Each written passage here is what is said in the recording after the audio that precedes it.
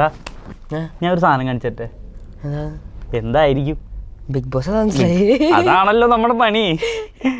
ഇത് കണ്ടോ?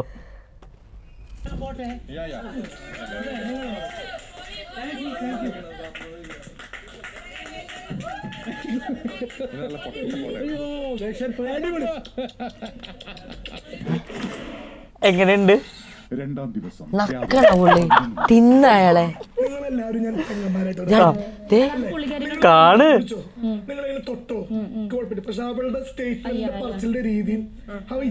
സ്റ്റൈലങ്ങ് മാറ്റി. ഇയാളിപ്പോ ആ ഇമോഷൻ പിടിക്കാൻ തുടങ്ങിയ ആള് നോക്ക്. ഇത് കൂടുതൽ നമ്മള് എടി മണ്ടി എന്തൊക്കെ കാണണം. ക്യാമറ നോക്കി പുള്ളിയുടെ വൈഫിന്റെ പേര് പറയണു, ഐ ലവ് യു എന്ന് പറയണം, പുള്ളിയുടെ ഐ ലവ് യു പറയണു, അല്ലെങ്കിൽ കിസ് ചെയ്യുന്നു, പുള്ളിക്കാരി ഐ ലവ് യു പറഞ്ഞ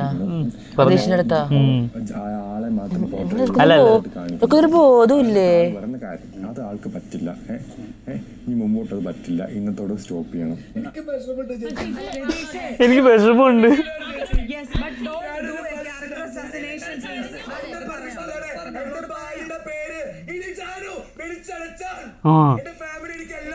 ഇപ്പൊ കറിയേ മനസ്സിന് വേറൊരു ഉദ്ദേശം ചിലപ്പോ ചെയ്യുന്ന അല്ല, എനിക്കത് മനസ്സിലായി.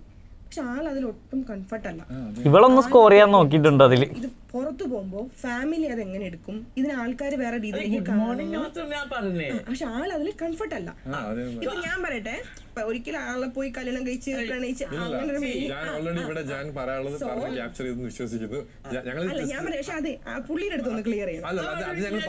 അല്ല പുള്ളി കാര്യമുണ്ട്, അത് ഇപ്പൊ ക്ലിയർ ചെയ്താ ഇനി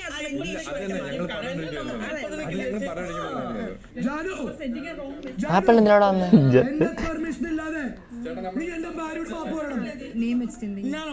നീ എന്റെ ഭാര്യയോട് മാപ്പ് പറയണോന്ന്. ജാനുവാ ജാൻമോനെ വിളിച്ചാ പോരെ? ജാനുവിനെ വിളിക്കൂ ഞാൻ.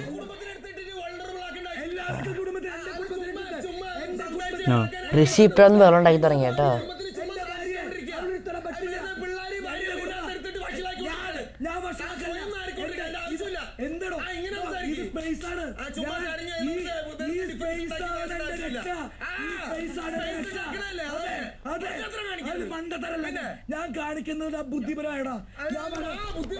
കണ്ട ഞാൻ പറഞ്ഞ ഇമോഷൻ പിടിച്ചാൽ ആള് ബുദ്ധിപര. അതാണ് എന്റെ എല്ലാ പൊട്ടം വിളിച്ചു പറയും എന്തുവാടേ ഇത്. അണ്ണൻ അങ്ങനെയാടാ. സത്യസന്ധന എല്ലാം തുറന്ന് പറയണല്ലോ.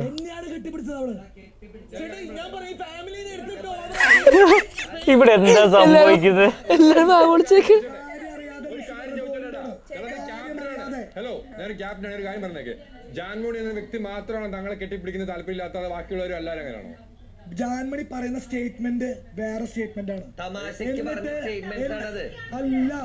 അല്ല എനിക്ക് തോന്നുന്നില്ല.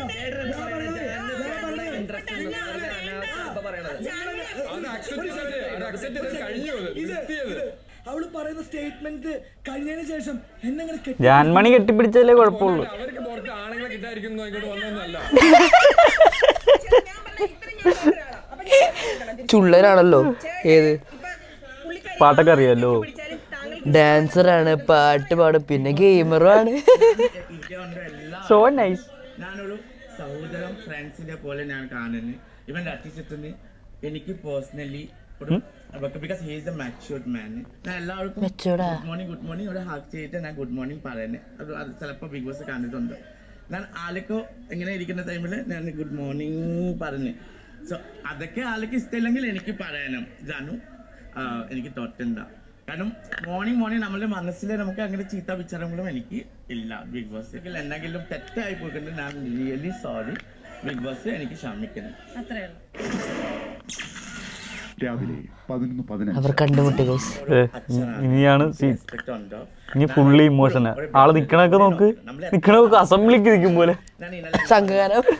കൈ അമ്മ ചേച്ചി ഒരു അനിയത്തി, ഞാൻ ചേട്ടനെ വിളിക്കണല്ലേ, ചേട്ടൻ വിളിക്കുന്നത്. ഒരു അനിയത്തിക്കും ഒരു ചേച്ചിക്കും അധികാരം വന്നു. അതാണ് ഞാൻ കളിക്കുന്നത്, വേറെ ഒന്നുമില്ല. അതാ പറഞ്ഞേ. ഞാൻ നിങ്ങൾക്ക് സത്യം പറഞ്ഞു ഞാൻ ചെയ്യുന്നുണ്ട്. I am really sorry for that. I am sorry. I am sorry. Not to me. No. I am sorry. No. I respect you. അല്ല അത് എനിക്കല്ല സിജോടെ പറയാം. I am sorry. അപ്പൊ ചേട്ടനും വാവ് ഇട്ടിട്ടുണ്ടെന്ന് ചെന്നൈ പൊണ്ണ്. പൊന്നെ ഇങ്ങനെ കൊണ്ട് വല്ലാത്ത മേടാണല്ലോ ഇപ്പൊ. എടാ ഇപ്പൊ ഏതൊക്കെ ഇതിൽ കൂടിയാ പോകുന്നതെന്ന് അറിയാവോ ആളെനിക്ക് തോന്നുന്നത് അടുത്ത മോഹൻലാലുള്ള പരിപാടിയാ ഇമോഷൻ. അങ്ങേയാലിട്ട് വെറുപ്പിക്കാണ് എല്ലാവരും ഇട്ടിട്ട്. പുള്ളി വിചാരം ഇതൊക്കെ ഭയങ്കര ഇയാളൊക്കെ ഇപ്പൊ ക്രൗഡ് പുള്ളിങ്ങാ എല്ലാവർക്കും ക്രൗഡ് പുള്ളിങ്ങാ. എന്തായാലും നിങ്ങൾ പറ എങ്ങനെയുണ്ടെന്ന്. അതെ.